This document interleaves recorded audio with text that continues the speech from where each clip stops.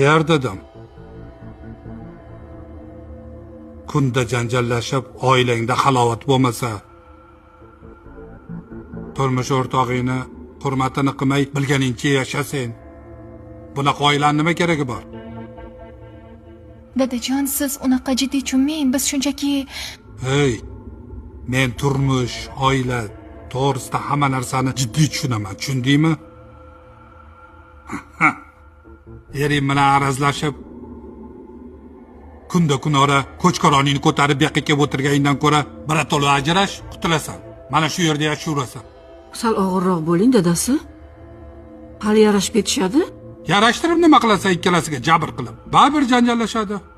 Undan ko'ra farzand bo'lmasdan oldin ajrashsin, qutuladi. Dadajon, men ajrashmoqchi emasman. Unaqa gaplarni gapirmang. Hoy qiz, eringni norozi qilib postona xatlab ko'chaga chiqdingmi? Farishtalarning la'nati yog'iladi. Biz senga mana shuni tushuntira olmadik. Shuncha paytdan beri.